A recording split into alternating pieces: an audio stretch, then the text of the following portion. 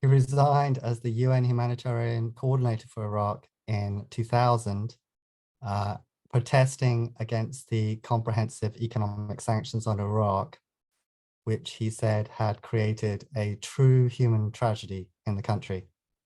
Hans is also the author of A Different Kind of War, the UN Sanctions Regime in Iraq, and I just learned has been working on a new book, which he may or may not refer to in this talk.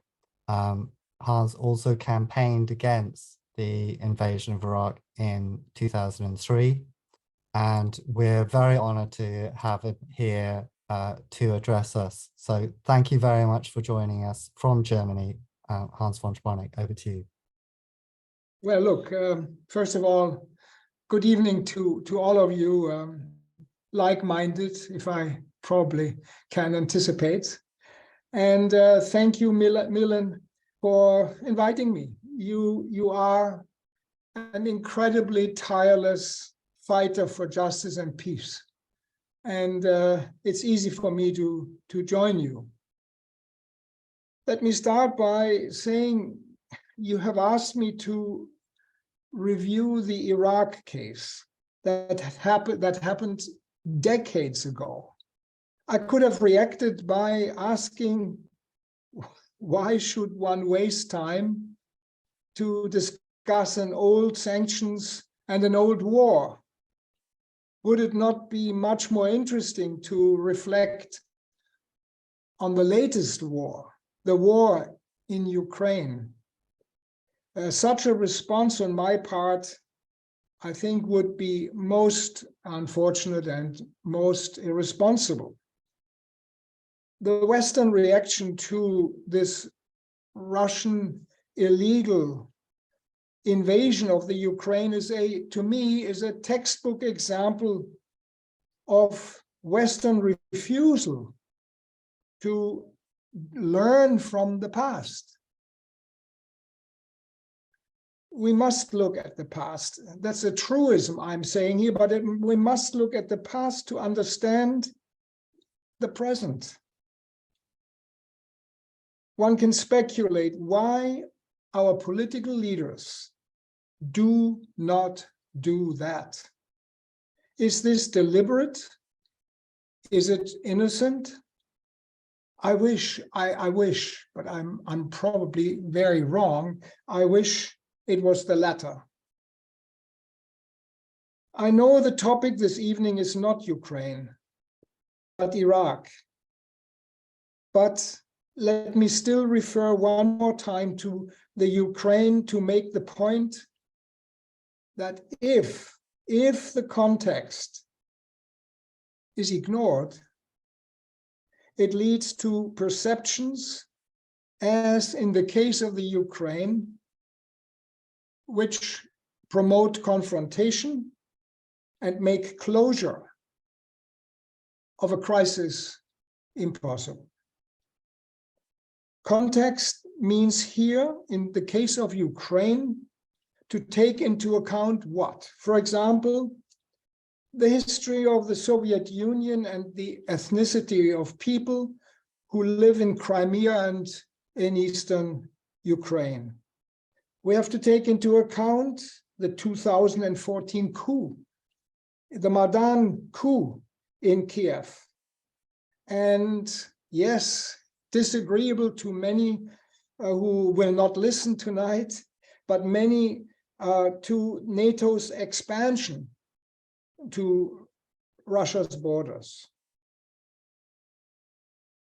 I'm mentioning this because ignoring such milestone and present, I should repronounce that, and present a Ukraine reality based on false flag information provides the alleged legitimacy to Western participation in support of the Ukraine. That's what I would like to say at this point, and then turn, of course, to this webinar about Iraq, which provides, I hope, a good opportunity to disagree with the policies of NATO in handling the Russian war against the Ukraine. We are looking at Iraq's illegal invasion into Kuwait in 1990 and the US-UK illegal invasion into Iraq in 2003, and the 13 years, of course, of sanctions in between. I would like to identify very briefly here a small sample of the life of misery for the Iraqi society during the years of sanctions.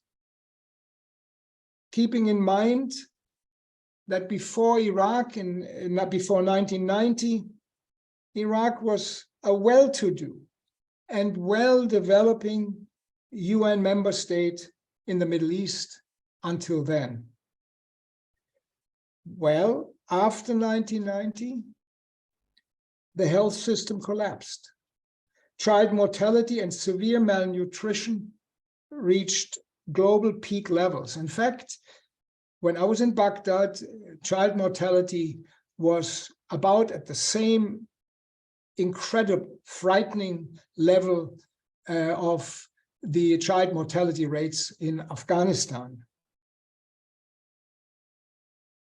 In Iraq, under sanctions, farmland, good, well-producing farmland in different parts of Iraq became wasteland. A partially destroyed oil industry could not produce the needed revenue. Well, early on, already in the early 1990s, 2 UN missions went to Iraq, and their overall conclusion was Iraq has been relegated to a pre-industrial stage. UN Secretary Generals, among them Perez de Cuellar and Boutros Boutros-Ghali, and of course, my direct boss, Mr. Kofi Annan, told governments, and I quote here, it was a cardinal UN principle that an innocent civil society should not be held hostage to events beyond their control. A very straightforward statement that was totally ignored. So, what was the UN Security Council's response to the situation? Well, a pretty bad one. Iraqi funds held abroad were frozen, including personal accounts of normal citizens. If you had an account and you lived somewhere in Iraq and you wanted to draw on that account in Amman or in London, many people were linked to the UK for historic reasons, you had no access. With pretty bad results. People died because they couldn't get the operation, and yet they had the resources to seek medical advice. The Oil for Food program was approved not only as a totally underfunded program, dependent entirely on Iraq oil revenue, but there were no additional resources that the Security Council allowed to be added. And then many people will not realize this, but available funds, these miserable, inadequate funds that became available, were allocated, believe it or not, with an ethnic bias. If you were in the south or the center or the north, there was a different distribution mechanism to distribute miserable, inadequate, so-called humanitarian funds. And then I could expand on that. There's no time. Milan was miserly in giving me 20 minutes, but I understand. It's okay. But UN reports that we were asked to write, and I had great difficulty accepting that. In fact, I boycotted that to some extent, but I wasn't successful.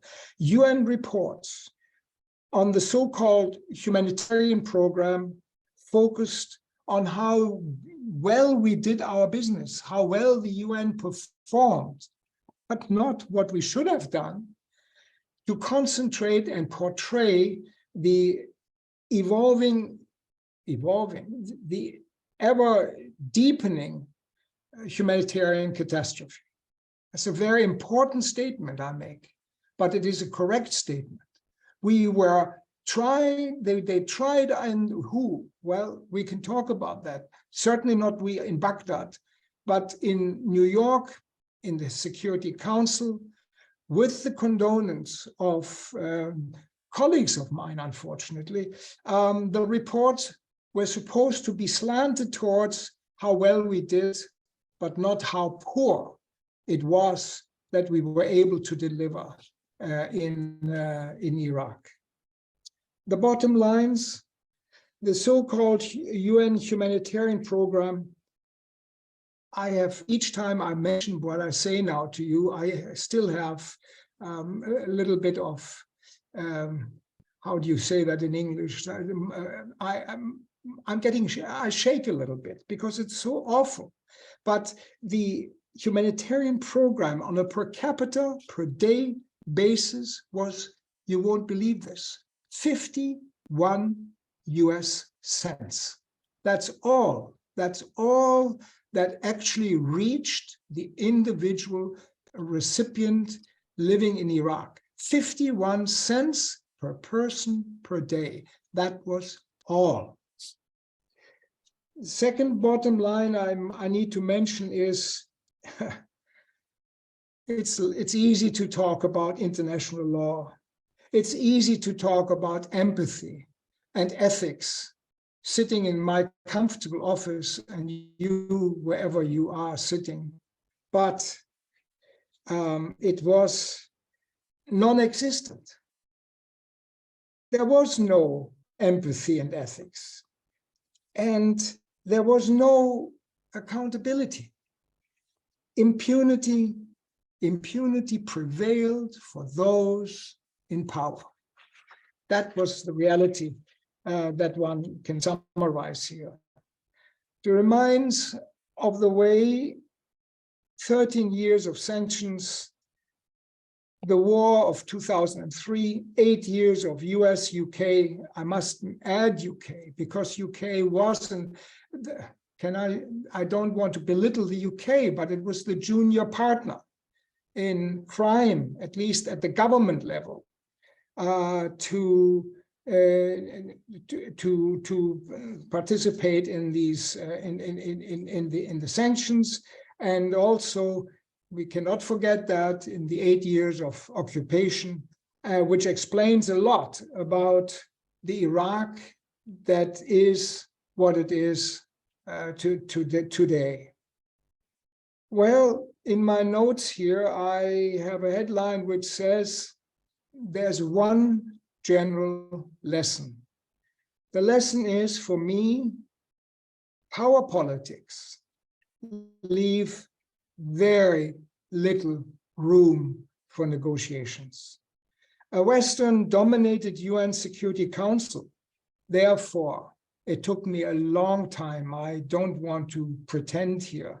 I was well after my resignation, leaving the UN, that I realized we could have done whatever we wanted to do in Iraq. It would have made, ultimately, at the political level, no difference as long as Saddam Hussein was in power. That was very clear. Everything could have gone well as long as this man, this dictator, yes, was in Baghdad heading the government. Nothing would have basically changed for the Iraqi people. The UN security can only function. We know that now. That's a lesson learned. That's looking back at the past, when its permanent members are loyal to the mandate given to them by the General Assembly. Yes, the General Assembly said to the governing councils, to the Security Council, according to the UN Charter, we trust you to act on our behalf in doing that which is necessary to maintain security and peace on our planet. But you know as well as I do that at the moment, there is no such thing as a Security Council with 5 permanent members that are more interested in us as a global community and not in their own individual, national or regional affairs. That, I think, is very clear. And in that context, it's very interesting to remember October 1998, when a Republican US Congress decided to propose to the president, the Democratic president of the United States, the so-called Iraq Liberation Act. The Iraq Liberation Act, if you look at it, if I recall it correctly, says at least 3 times that the US policy, US government, US Congress, US government policy is regime change, changing the government. It's truly unbelievable. I'm sitting in Germany and suddenly I think that the Italian government should go, and therefore I start operating for regime change. No, it's not so easy. Iraq was a weak power, basically. So you could afford to pass such an act.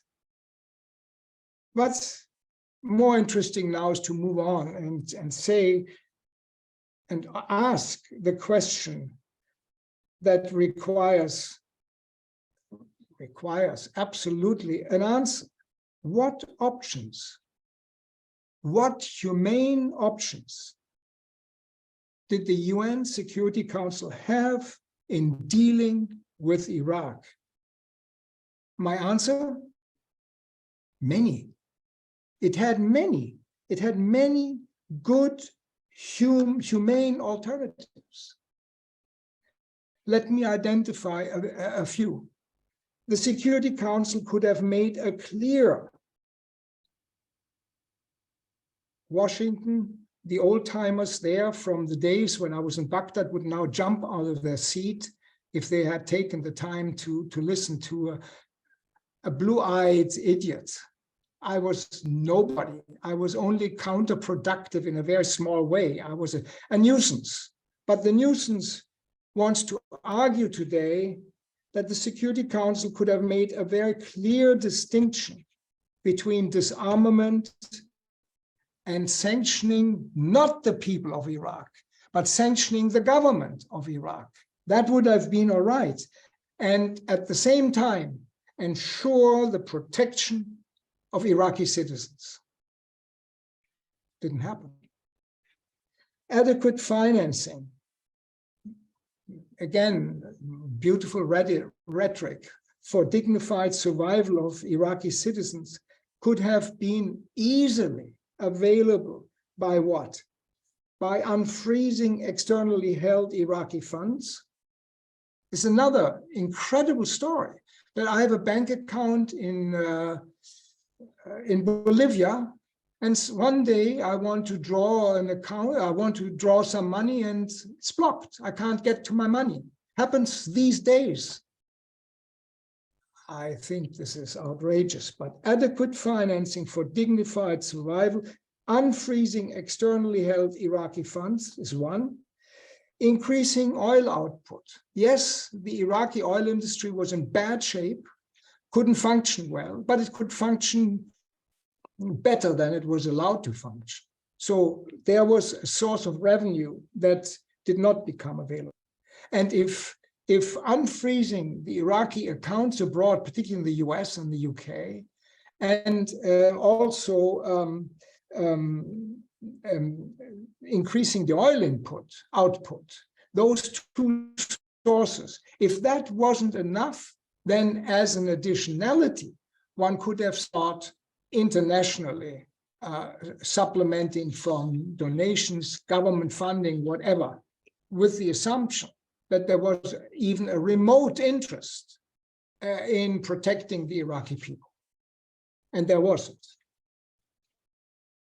I have two more points to make on how one could have, in a more humane way, dealt with the situation of a country under sanctions.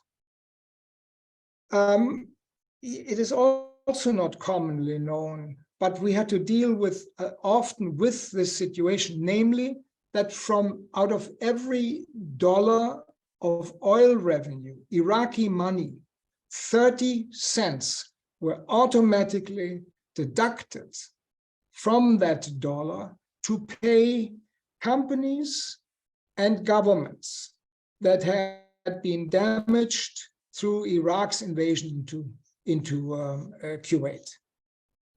Compensation was not the issue. I agree that compensation should be paid, particularly by an oil-rich country as rich as Iraq. But please, not at the time when Iraqi citizens could barely survive, not even, many didn't survive because of the way the UN introduced and managed the sanctions. So the point I'm trying to make is not difficult. I wanted to argue, and I did argue, but no chance to get away with that. Leave the miserably inadequate amount of money that is available from Iraqi oil revenue totally for implementing the humanitarian program, and postpone the compensation debate until such time that the Iraqi people were at least at the minimal level of survival looked after. That would have been the humane option. And then I had already alluded to this, and often I know who, and I understand why some people react to what I'm saying now, but unfortunately it's a fact. The Security Council could have ensured that all citizens of Iraq, wherever they lived, Sunni, Shia South, Sunni Center, Kurdish North, should have been treated equally, not in accordance with the ethnic group to which they belonged.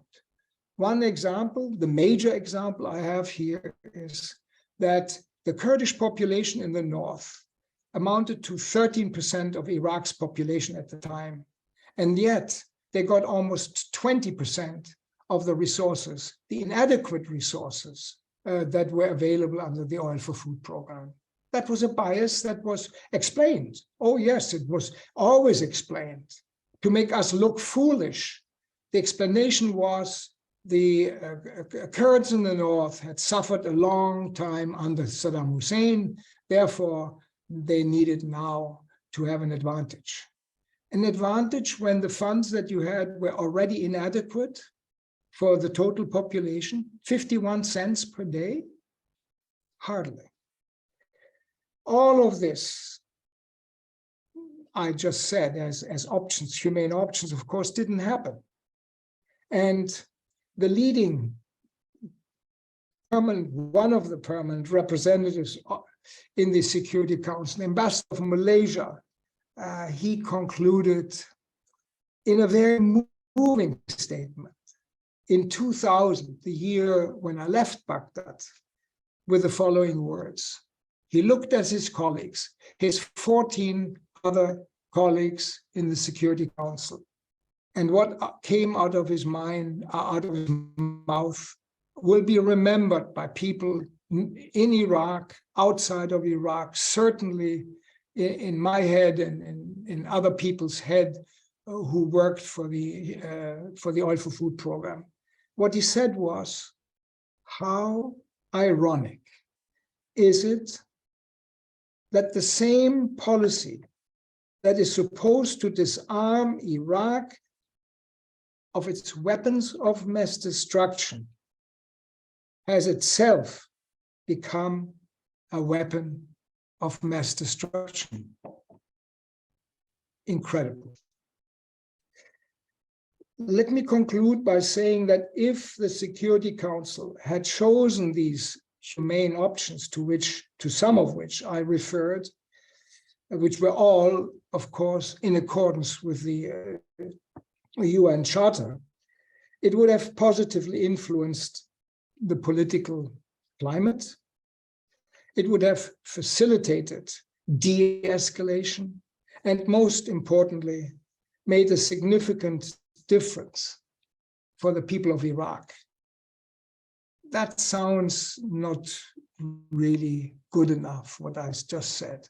Better is to say it would have meant that some people would today be able to join you and me and listen to what we are discussing, because they would be alive, but they were dead. The UN's reality today is, and this is something which I smile about, and it is, however, so very correct to judge the current possibility in the UN Security Council. But this Mexican delegate said in 1945 the following: we have created an organization in which we are able to control the mice, but the tigers continue to roam around freely. Well, we see them. They're getting old now. And there's a huge socio-political change in the world order. So maybe these tigers will have to get maybe NHS care. Is that possible? They might be able to be looked after, but they're old. They need to be replaced. They need to disappear, some of them. And instead, we need a representation from Africa. Africa is not at all represented, at all. Latin America is not at all represented as far as permanent membership is concerned. Asia has one, China, that's all. But West has three, no good, cannot continue, must change. And I think that is where you and I and we, normal citizens, come in. Because if there's a silver lining in this debate, it is civil society. I do not think that governments will easily have the courage, the political will to bring about basic reforms in the United Nations system, unless they are challenged. And we all, if we are able to get together as a team, as a global team of promoting peace and security, we may be able to make a difference. Let me end here, and thank you for listening to me.